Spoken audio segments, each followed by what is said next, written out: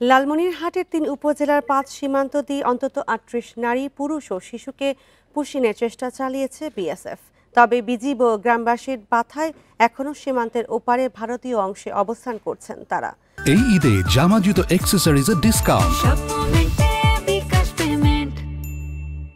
BGB জানায় ভোরের দিকে আদিতমারি দুর্গাপুরের চৌরাটারি সীমান্ত দিয়ে ১৩ জন, হাতিবান্ধার বনচৌকি দিয়ে ৬ জন এবং পাটগ্রামের আমবাড়ি, পচা ভান্ডার ও ধবলগুড়ি সীমান্ত দিয়ে ১৯ জনকে বাংলাদেশ পুশিনের চেষ্টা করেছে বিএসএফ।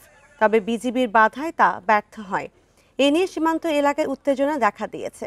বিভিন্ন সীমান্ত পুশিন ঠেকাতে বিজিবির পাশাপাশি স্থানীয় গ্রামবাসীরাও অবস্থান নিয়েছেন।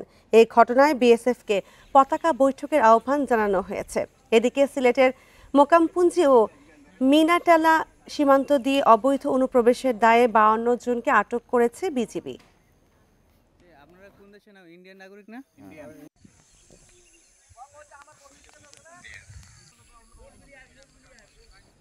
আর এই বিষয়ে আরো জানাতে লালমনিরহাট থেকে যুক্ত হচ্ছেন সহকর্মী মাহফুজ রহমান। মাহফুজ, বিএসএফ এর পুশিন চেষ্টার পর সীমান্ত পরিস্থিতি এখন কেমন দেখছেন?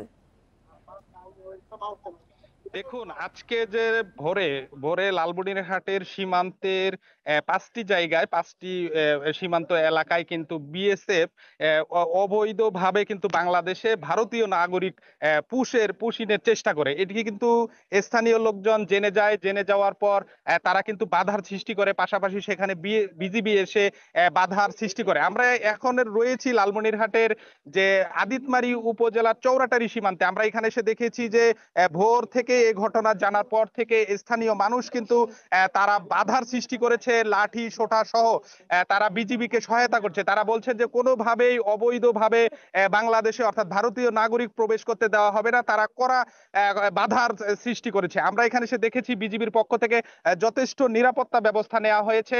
পাশাপাশি স্থানীয় মানুষ কিন্তু বিজিবিকে সহায়তা করছে। আমরা যেখানে রয়েছি আপনাকে একটু দেখানোর চেষ্টা করব যে আমরা একেবারে সীমান্ত এলাকায় রয়েছি।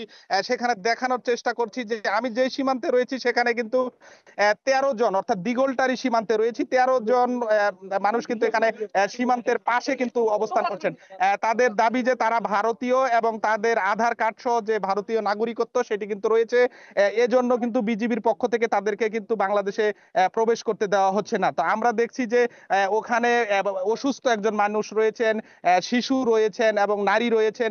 সব মিলে এখানে কিন্তু ১৩ জন অবস্থান করছেন।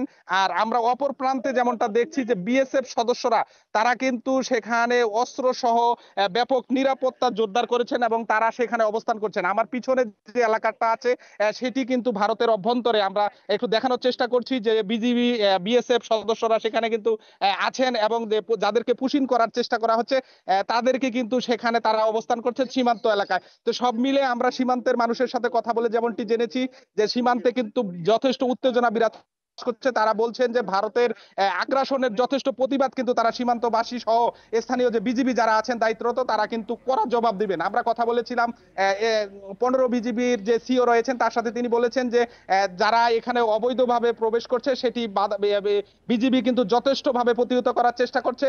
পাশাপাশি তারা কিন্তু বিএসএফ কে তাদের যে নাগরিককে ফিরিয়ে নেওয়ার জন্য কিন্তু তারা পতাকা বৈঠকের আহ্বান করা হয়েছে। কিন্তু সীমান্তে পুশিন ঠেকাতে বিএসএফ ও গ্রামবাসীর অবস্থান এবং সেই বিষয়ে বিস্তারিত জানাচ্ছিলেন সহকর্মী মাহফুজ রহমান।